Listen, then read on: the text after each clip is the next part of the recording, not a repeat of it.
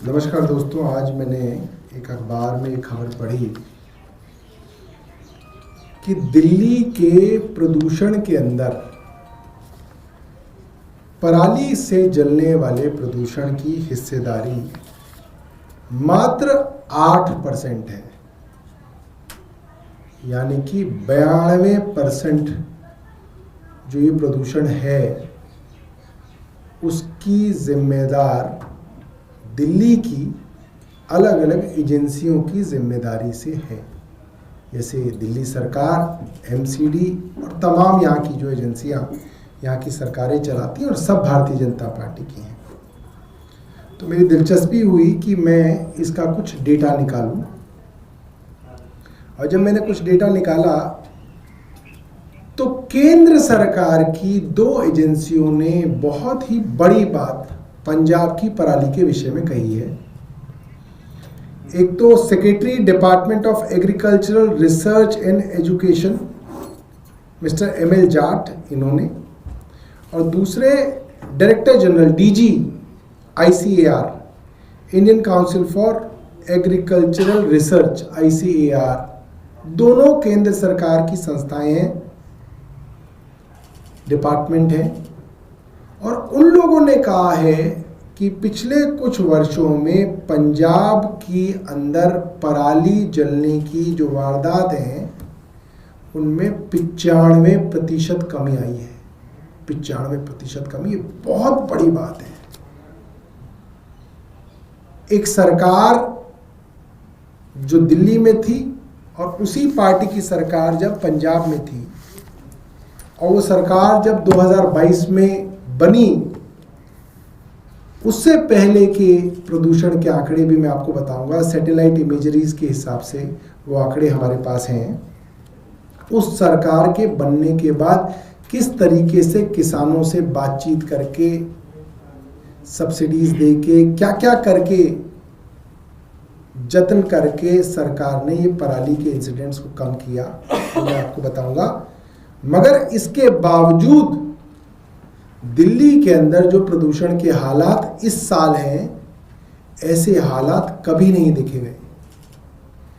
किसी भी अस्पताल के आप डॉक्टर से बात कीजिए, वो डॉक्टर आपको बता देंगे इतने मरीज अस्थमा के, ब्रोंकाइटिस के, सांस की बीमारियों के, जुकाम के, बुखार के कभी नहीं आते थे। प्रदूषण की वजह से जो बीमारियां होती थी वो कभी इतनी नहीं आती थी जितनी इस वर्ष आ रही हैं। ये मैं ऑन रिकॉर्ड कह रहा हूँ, आप जाके इसके बारे में सर्वे कर लीजिए, डॉक्टर से बातचीत कर लीजिए। क्यों हो रहा है ऐसा? क्योंकि दिल्ली सरकार के तौर पे ये सरकार सिर्फ और सिर्फ आंकड़ों के फर्जीवाड़े में लगी हुई है। इस सरकार को इससे कोई मतलब नहीं है कि प्रदूषण कम कैसे करना है, उसके लिए कुछ काम किया जाए ना। आंकड़ों में भी फर्जीवाड़ा कर दो, उसी से सब काम बन जाएगा। तो उससे खांसी कोई ना रुक रही, उससे लोगों को और खांसी आ रही। तो सैटेलाइट इमेजरी के हिसाब से 2020 में 1,07,000 इंसिडेंट्स थे फायर के, स्टबल बर्निंग के, पराली के जलाने के, जिसमें 83,000 इंसिडेंट सिर्फ और सिर्फ पंजाब के थे। उस वक्त सरकार हमारी नहीं थी। 2020 में हमारी सरकार नहीं थी, मगर हमारी सरकार के ऊपर बहुत ज़्यादा इस बात की तोहमत लगाई जाती थी कि साहब दिल्ली में प्रदूषण है, आपकी वजह से अरविंद केजरीवाल को जो है सब प्रदूषणों का कारण बताया जाता था। उस वक्त जो पराली के इंसिडेंट्स नॉर्दर्न स्टेट्स के थे सैटेलाइट इमेजरी से, वो थे 1,07,000, 1.07 lakhs। उसमें पंजाब के अंदर जो पराली जलाने के इंसिडेंट्स पाए जाते थे वो थे 83,000, 83,000। 2022 में जब हमारी सरकार बनी, सरकार ने काम किया, पराली का जब सीजन आया तो ये घट के 2020 में घट के 2022 तक 49,922 रह गया। 2023 में ये 36,363 रह गया। 2024 में ये 10,909 रह गया। और इस साल तो कमाल हो गया दोस्तों, इस साल ये जो पराली जलाने के जो इंसिडेंट्स हैं ये सिर्फ 3500 से 4,000 रह गए हैं। यानी कि कहाँ 83,000 और कहाँ 3500, करीब करीब 95% का डिक्लाइन पराली जलाने के अंदर आया है। और ये हम नहीं कह रहे हैं, ये केंद्र सरकार के 2 विभाग कह रहे हैं। और उन्होंने पंजाब की सरकार को, पंजाब के किसानों को इसके लिए मुबारकबाद दी। उन्होंने कहा कि जैसे हरित क्रांति कभी देश में अनाज का अकाल पड़ा था और हरित क्रांति की शुरुआत पंजाब में हुई कि देश को सेल्फ सफिशिएंट बनाया हमने अनाज के मामले में, उसी तरीके से उसी स्तर की ये क्रांति हुई है पंजाब में। अब सवाल ये आता है कि भारतीय जनता पार्टी की सरकारें क्या कर रही हैं। पहली बात तो आंकड़ों में फर्जीवाड़ा किया जा रहा है। जैसे ही प्रदूषण बढ़ता है AQI मॉनिटरिंग स्टेशंस को ही शट डाउन कर देते हैं। जितने AQI मॉनिटरिंग स्टेशन चल रहे हैं उनके ऊपर दिन रात छिड़काव करके AQI के आंकड़ों में फर्जीवाड़ा किया जा रहा है। फर्जीवाड़ा करने के बावजूद AQI 400 पहुंच रहा है। ग्रैप लागू नहीं किया जा रहा। बच्चों को विवश किया गया कि आप अपने बच्चों को, छोटे छोटे बच्चों को प्रदूषण में भी स्कूल भेजें। उनके फेफड़ों के क्या हालात हुए होंगे। स्प्रिंकलर मशीन्स के टेंडर लेट किए गए और जो किए भी गए, ज्यादातर वो जो स्प्रिंकलिंग है वो उन AQI स्टेशंस पर दिन रात पानी का छिड़काव किया जा रहा है। और मैं आपको चुनौती देके बता रहा हूं,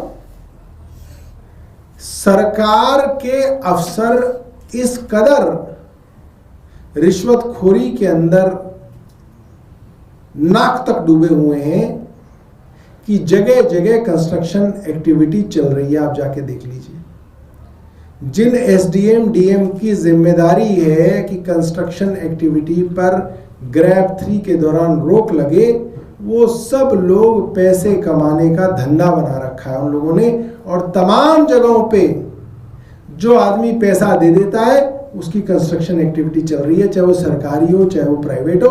और जहां पैसा नहीं मिलता उसको 50,000 रुपए का चालान कर रहे हैं।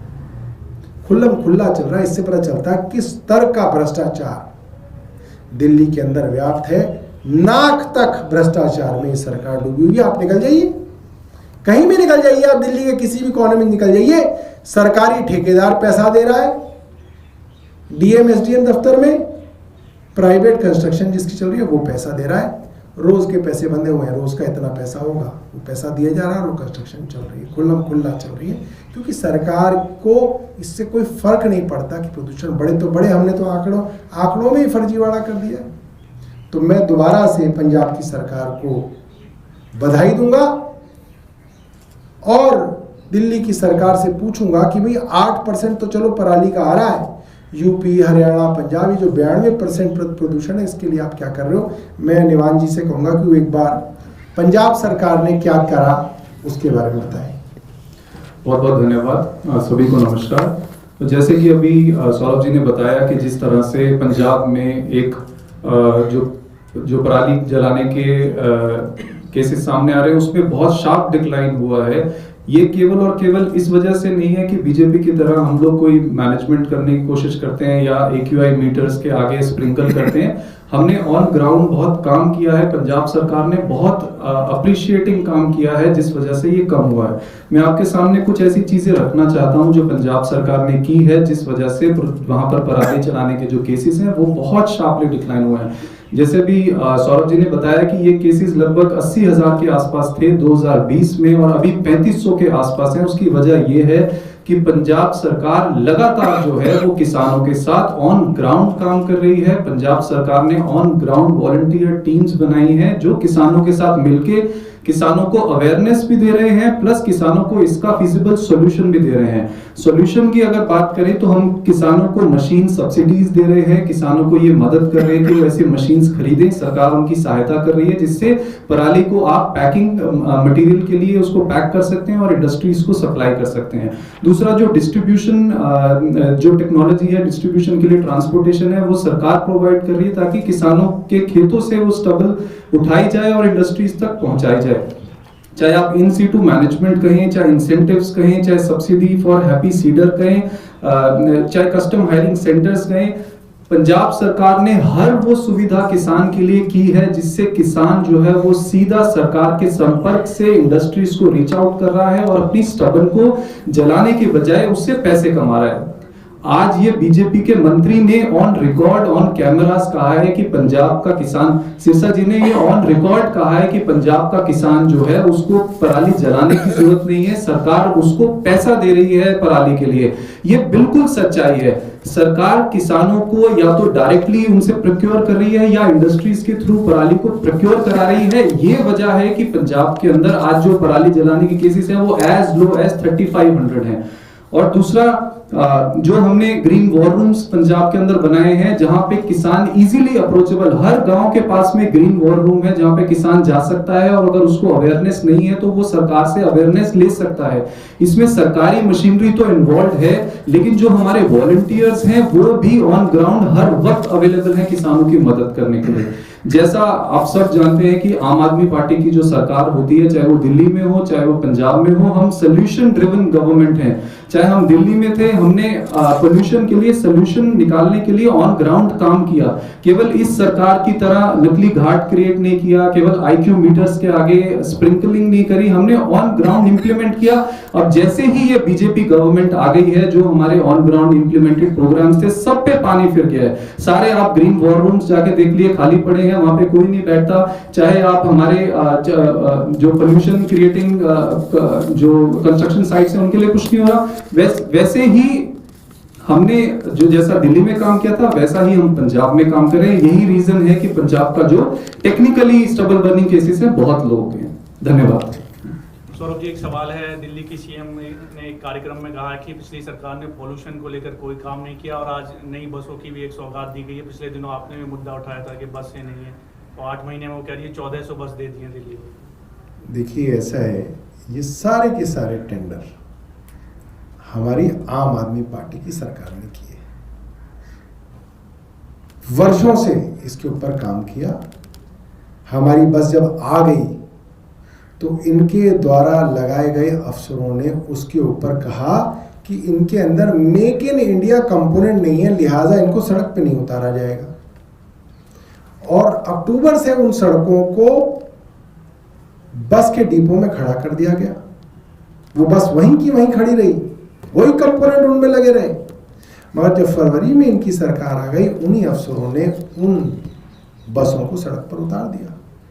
तो इससे तो ये पता चलता है कि भारतीय जनता पार्टी की सरकार इस स्तर तक गिर सकती है कि जिस बस की खरीदने के लिए पाई दिल्ली के लोगों ने दी हो, वो खरीद ली गई हो, दिल्ली में आ गई हो, इन्होंने वो बस तक नहीं चलने दी ताकि इनकी राजनीति की रोटियां जो है सिक सकें।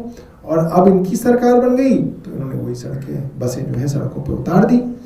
अरविंद केजरीवाल की सरकार प्रदूषण के लिए जो भी करती थी सबके सामने था और सच्ची AQI की रीडिंग पूरी दुनिया को बताती थी। ये लोग तो AQI की रीडिंग के अंदर ही फर्जीवाड़ा कर रहे हैं। इतनी ज्यादा फ्रॉड 420 सरकार हमने कभी नहीं देखी। ये सरकार सीधा 420 के अंदर माहिर सरकार है।